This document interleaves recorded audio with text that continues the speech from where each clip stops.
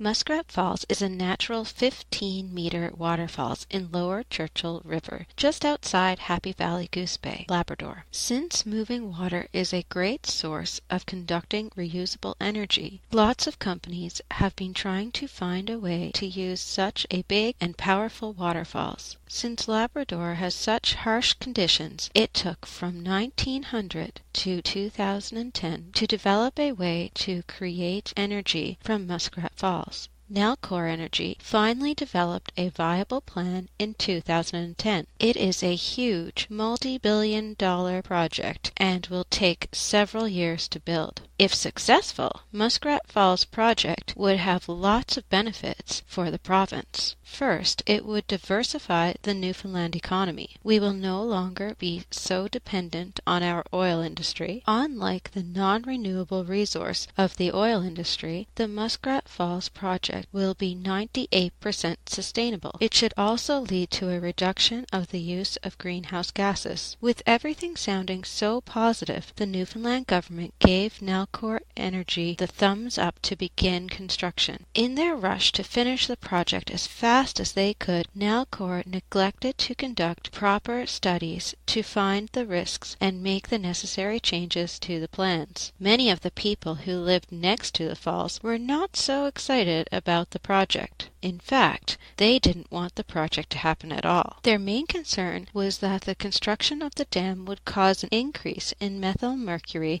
in their primary source of water and food. Living off the land is integral to the Innu culture, and they fear methyl mercury, a neurotoxin linked to heart issues, intellectual problems in children, and other effects, will poison their food supply, especially fish, which is a dietary staple. Wait a second. How does building a dam lead to an increase in methyl mercury? Well, methyl mercury forms in nature when bacteria reacts to mercury in water, soil, or plants in a process called methylation. By flooding the reservoir to construct the dam at Muskrat Falls, Nalcor would cause the perfect conditions for mercury to turn into methyl mercury. The high level of methyl mercury in the water will jeopardize the fish, wildlife, and people in the surrounding areas. Wait a second now. How will some mercury in the water impact us?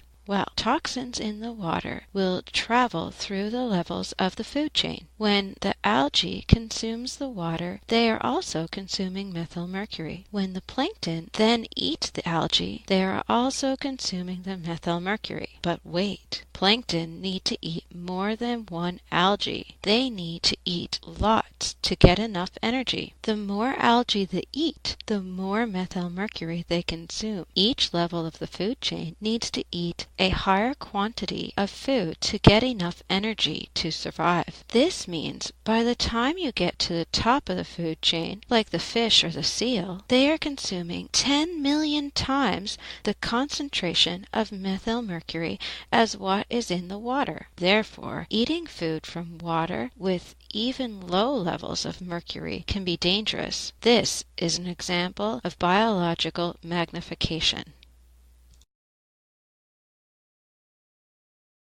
Created using Powtoon.